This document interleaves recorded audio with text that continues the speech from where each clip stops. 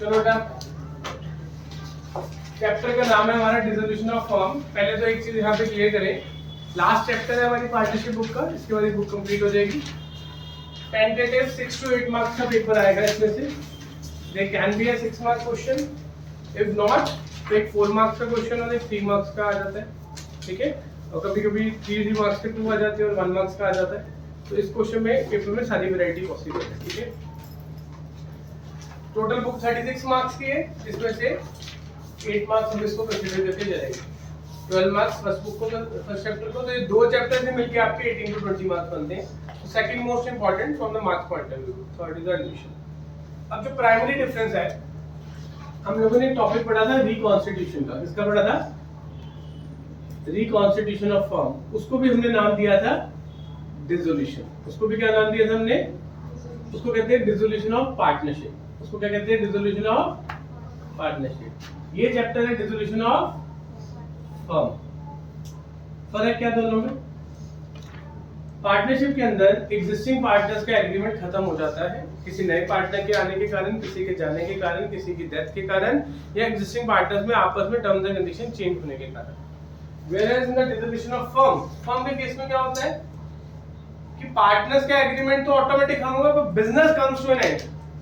यहाँ पे बिजनेस नहीं बंद हो रहा, दुकान नहीं बंद हो रही, काम नहीं बंद हो रहा, यहाँ पे वो काम ही बंद हो रहा है। उसकी लीगल एग्जिस्टेंस ही खत्म हो जाएगी, ठीक है ना। फर्म बिजनेस का जो भी आइडेंटिटी है लीगली, वो अब आगे जाके एग्जिस्ट नहीं करेगी, ठीक है। लिखो सबसे पहले, अकॉर्डिंग टू सेक्शन 39, ठीक है, according to section 39 of partnership act 1932, section 39 underline कर लेना। अगर पेपर में आ जाए what do you mean by section 39, उसका मतलब डिसोल्यूशन ऑफ फर्म की बात की जा रही है।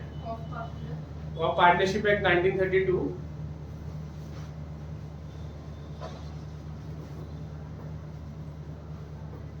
ठीक है। Dissolution of firm means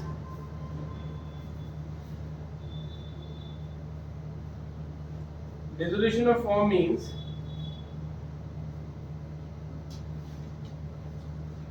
dissolution of partnership. Dissolution of firm means dissolution of partnership, ये legal definition है। Dissolution of firm means dissolution of firm, dissolution of firm means dissolution of partnership among all partners in the firm, among all the partners in the firm.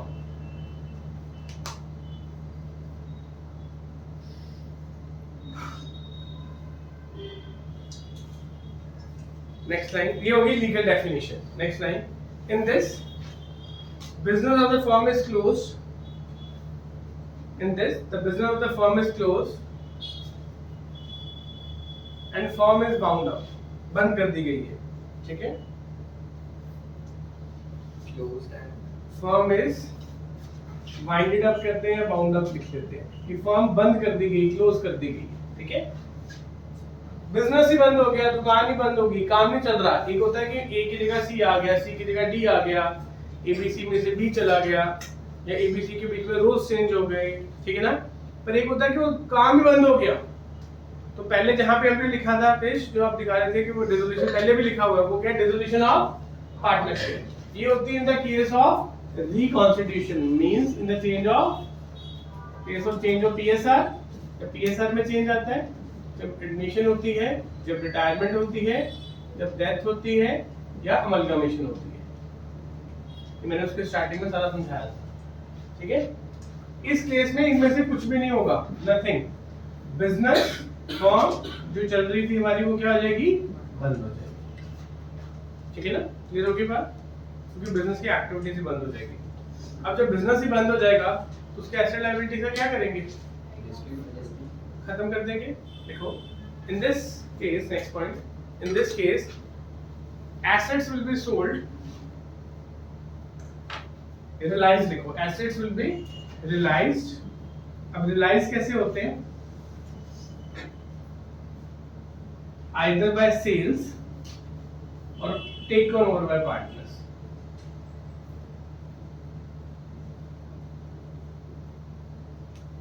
या तो sales हो जाएंगे या तो partner ले जाएगा, ठीक है।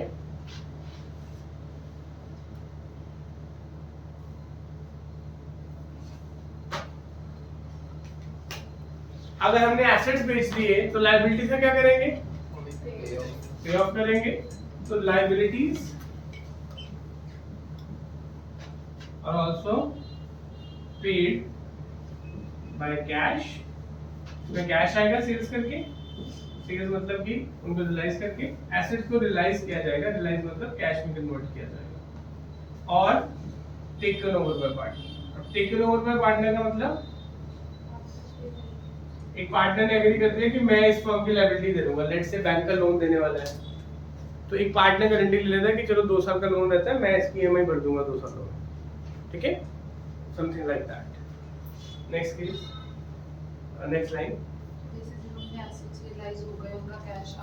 इनका कैश आ जाएगा, इनका कैश जाएगा, तो वो जो बचेगा प्लस माइनस जो होगा वो हमने इसमें ढूंढना, उसको कहते हैं रियलाइजेशन प्रॉफिट। नेक्स्ट लाइन वाले लिखो, the realization of assets and liabilities, the realization of assets and payment of liabilities, the realization of assets and payments of liabilities is to be recorded in an account. The realization of assets and payment of liabilities is to be recorded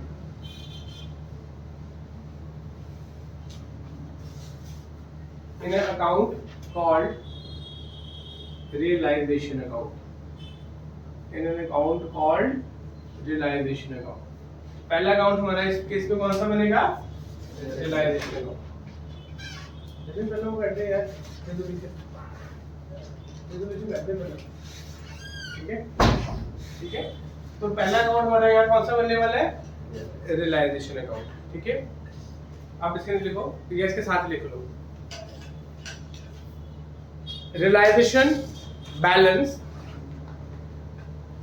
that is profit or loss, realization balance, that is profit or loss,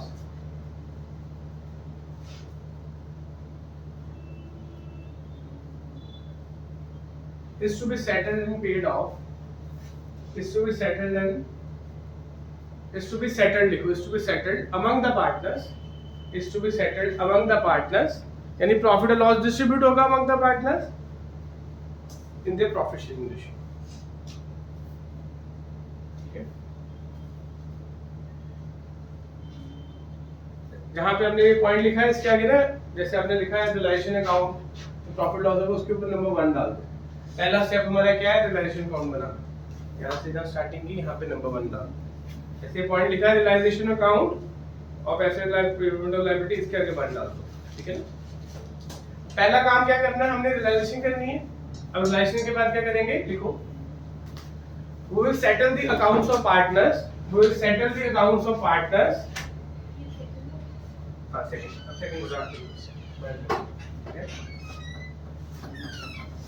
settle the accounts of partners, we will settle the accounts of partners, ठीक है, we will settle the accounts of partners।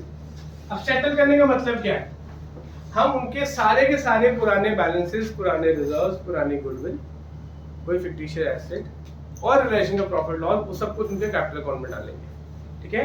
And वो that settlement profit क्या बनेगा हमारे पास, partners capital account. कौन सा account बनेगा, capital account, ठीक है। और इस कैपिटल अकाउंट में ये डिराइव करेंगे कि बिजनेस बंद होने वाले दिन पार्टनर को पैसे कितने देने हैं या उससे कितने पैसे लेने। एक और बात, करंट अकाउंट को यूज नहीं किया जाएगा, उसको भी खत्म कर दिया जाएगा, क्योंकि करंट अकाउंट क्या होता है, बिजनेस की करंट एक्टिविटीज को रिकॉर्ड करने के लिए। अब तो बिजनेस है ही नहीं, तो current account also will be close in the capital account. कैसे होगा हम आगे जाके समझेंगे, ठीक है। So in the event of settlement, in the event of settlement हम क्या करेंगे, हम अकाउंट्स को क्लोज कर देंगे। बोलो हाँ, तो वो रिसीव वहाँ पे ना, बिल्कुल ठीक कह रहे हो आप। एक लीगल रेमेडी केस हुआ था कि फर्म बंद हो रही थी, किसी एक पार्टनर ने पैसे देने थे, 2 के लेने वाले बनते थे, वो कहता अब तो बंद होगी, मैं दूंगा नहीं। तो वहाँ पे लॉ और पार्टनरशिप एक्ट आता है, वहाँ पे सेक्शन 39 डिसोल्यूशन के मोड्स एंड प्रोविजंस, और एक केस जजमेंट है जिसको लैंडमार्क जजमेंट कहा जाता है लीगली। गार्नियर वर्सेस मरे एक रूल बुक है जो ये कहते हैं कि इनसॉल्वेंट पार्टनर्स के सॉल्वेंट पार्टनर्स का क्या रिलेशनशिप होगा at the time of settlement. अभी आपको प्लस 2 में वो नहीं है। अभी यहाँ पे ये असम्पशन ली जाएगी जिससे पैसे लेने हैं मिल गए, जिसको पैसे देने हैं दे दिए। When you go into the colleges the first and second year, तो वहाँ पे ये दोबारा रिपीट होगा और वहाँ पे वो चीज़ आएगी और वहाँ पे उसका लीगल लॉ भी आपको साथ में लिख कर रखना पड़ेगा। बड़ा क्वेश्चन होगा कि उसकी थ्योरी लिखनी पड़ेगी कि हम ऐसा ट्रीटमेंट क्यों कर रहे हैं, यानी कि वो थ्योरी पोर्शन हो गया, उसके साथ क्वेश्चन सॉल्व करना पड़ेगा। रेफरेंस के लिए बता दिया, कॉम्पिटिटिव एग्जाम्स में आ सकता है या बड़ी क्लासेस में आ सकता है। गार्नियर वर्सेस मुरे एक रूल आता है कि अगर एक इंसॉल्वेंट पार्टनर पैसे नहीं दे पाया तो सॉल्वेंट पार्टनर्स को कैसे होगा। अगर मान लो सॉल्वेंट नहीं है, कोई बाहर वाला है, मान लो किसी क्रेडिटर के पैसे देने हैं, तीनों पार्टनर इंसॉल्वेंट होंगे तो उसको कैसे पैसे मिलेंगे, ठीक है ना। That's why realization of assets and liability में प्रायोरिटी ऑफ पेमेंट का भी एक ऑर्डर होता है। किसको पैसे पहले देंगे, किसको पैसे पहले। एक्सटर्नल लायबिलिटीज भी होंगी, हम रिलेशन में डिस्कस करेंगे तब बताएंगे। एक्सटर्नल लायबिलिटीज मतलब जो कि सिक्योर्ड है, सिक्योर्ड लोन्स है, बैंक लोन है, मॉर्टगेज लोन है, वो सब चीजें। उसके बाद अनसिक्योर्ड इस तरह से है। ये होगी बात, this is how it's gonna go, ठीक है। तो पार्टनर्स कैपिटल अकाउंट बनेगा, ठीक है। देखो साथ में नोट लिख लो, current account also will be closed in capital account. Current account we will settle the accounts of the partners, we will settle the accounts of the partner as partners capital account is prepared and balance is calculated. Is prepared is prepared and balance is calculated. Is prepared is prepared and the balance is calculated, ठीक है। इसके नीचे छोटा सा note लिख लो, current account will also be closed in the current account will also be closed current account will also be closed, ठीक है, इन कैपिटल अकाउंट, ठीक है। इसी के अंदर नेक्स्ट लास्ट पॉइंट लिखो, here the final payment to be received and paid by the partners, here the final payment to be received and paid by the partners,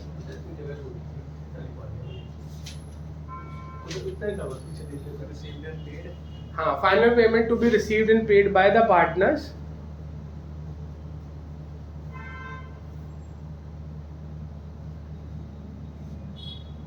is considered, ठीक है, ये calculated is calculated, ठीक है। अब बेटा हमने एक बात की कि एसेट्स को बेच के पैसे आएंगे, लायबिलिटी को देने के लिए पैसे लगेंगे। पार्टनर्स कैपिटल अकाउंट में से हम निकालेंगे किस पार्टनर से पैसे लेने देने, उसका मतलब फाइनल सेटलमेंट होगी कहाँ पे, कैसे होगी सेटलमेंट, कैश के थ्रू। किसके थ्रू होगी, बैंक और कैश पेमेंट के थ्रू। तो थर्ड पॉइंट सेकंड से का सारा, अब थर्ड पॉइंट, ठीक है। ये थर्ड के नीचे आ गए, सेकंड के पार्ट नोट के नीचे जो लिखवाया वो भी सेकंड के पार्ट था, ठीक है। Third point, we will prepare cash और बैंक अकाउंट, जो भी होगा क्वेश्चन में, कैश होगा तो कैश, बैंक होगा तो बैंक, दोनों होंगे तो बैंक से करेंगे, कैश को बैंक में ट्रांसफर करेंगे।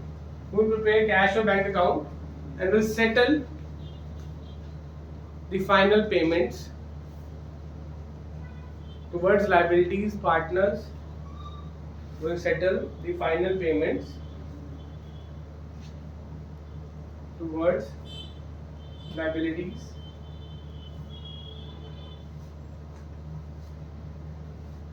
of our partners out of the amount settled towards liabilities and partners। कहाँ से देंगे पैसा, out of the balance of bank, देखो out of the amount या balance of the bank plus assets lies,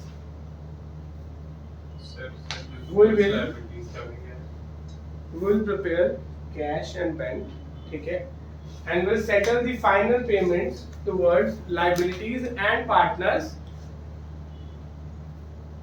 out of the balance किसका होगा, cash और bank का, and amount realized from assets। Ultimately पैसा आएगा, ठीक है, और जाएगा। तो इसमें हमने 3 अकाउंट्स बनाने सीखने हैं। Number 1 is realization account of the bank and the amount realized from assets, and amount realized from assets, ठीक है। तो पहले हम निकाल लेंगे कि रियलाइजेशन में एसेट लायबिलिटी बेची जाए। अब वो कितने की बेची जाए, कम हुई, ज्यादा हुई, कैसे करेंगे, कोई पार्टनर लेकर कैसे करेंगे, ये इस अकाउंट में नया पॉइंट। गलती क्या करते हैं बोर्ड में पेपर में बच्चे, रीवैल्यूएशन रियलाइजेशन को मिक्स कर देते हैं। Realization is prepared in the case of reconstitution, admission, retirement, death, ठीक है। बट डिसोल्यूशन ऑफ पार्टनरशिप, एक होती है डिसोल्यूशन ऑफ फर्म। तो आपने डिसोल्यूशन वर्ड फर्म के लिए यूज करना है और दूसरे को रिकॉन्स्टिट्यूशन यूज करना है। वहां पे डिसोल्यूशन यूज ही मत करो, कंफ्यूजन हो। रिकॉन्स्टिट्यूशन में कौन सा अकाउंट बनता है, रिवैल्यूएशन। डिसोल्यूशन में कौन सा बनता है, रियलाइजेशन। रिवैल्यूएशन में जो चेंज आता है एसेट लायबिलिटी में वो रिकॉर्ड किया जाता है, रियलाइजेशन में सारे एसेट्स एंड लायबिलिटी को खत्म किया जाता है। तो we are going to learn these 3 cases, ठीक है।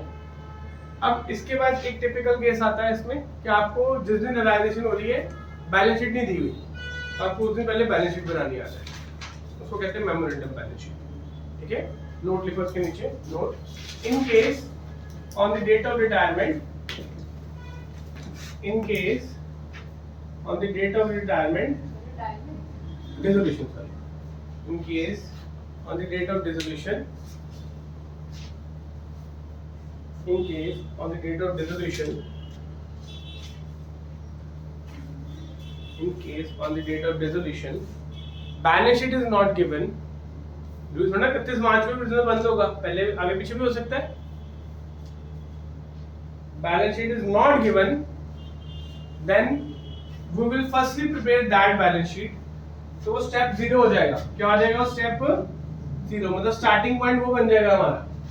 स्टेप 0 हमेशा नहीं होगा, कब होगा, जब बैलेंस शीट गिवन नहीं होगी। Prepare that balance sheet which will be referred as, उसका नाम क्या होगा, memorandum balance sheet, which will be referred as memorandum balance sheet,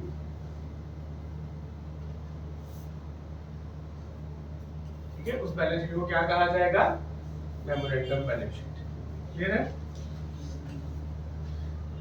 chapter में करना क्या समझ आ गया, ये 3 अकाउंट सीखने और इनकी जर्नल एंट्री भी होंगी बट टॉपिक से, ठीक है। तो जर्नल एंट्री का ये 3 अकाउंट ही है चैप्टर में, ये तब बनेगी जब बैलेंस शीट गिवन नहीं होगी।